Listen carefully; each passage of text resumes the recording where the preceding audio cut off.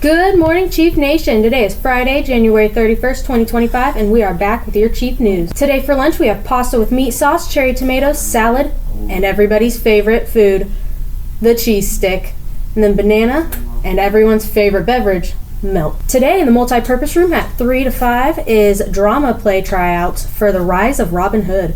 And there is a girls' varsity wrestling meet in Williamsburg High School starting at 4, ending around 9. And on to Bo with your history news. In our advances for Civil War, after the Civil War, the 13th Amendment was passed in 1865, abolishing slavery for good in America. Prior to more war news, D-Day was postponed until June of 1944. It was originally meant to be January 31st. It's a good thing because we won. Americans won. Kale, what do you know about the gunpowder plot? Nothing. Absolutely nothing. All right. Well, it was around the 1600s the gunpowder plot was. So we had a king. His name was James the Fourth and First of England and Scotland, and nobody really liked this guy. I mean, he was kind of a loser. He was a little baby. A loser king. And he was always in Scotland all the time. Now, so this guy and a couple of other of his hooligans joined together, and they kind of wanted to get rid of him for good. So you know what they did? They made this big old plan called the gunpowder plot, but it was exposed. And his name was Guy Fawkes. The guy who started all this was Guy Fawkes. And you know, the government was all like, I don't know how he kind of got exposed, but the government did know. They were like, it's the now.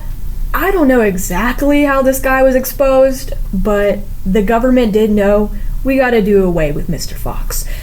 So you know what they did?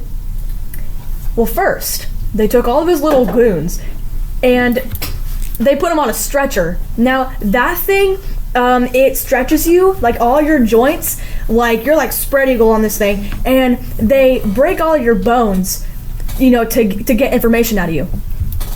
They put the Minions on it in the Minions movie. That's all I know about that. Yeah, they put Fox and Friends on there, and he survived it. He survived. So King James was like, all right, we got to do away with this guy. So you know what they did? They hung, drawed, and quartered him. Now, y'all probably don't know what that is, but that is the most excessive, the most brutal English punishment in history.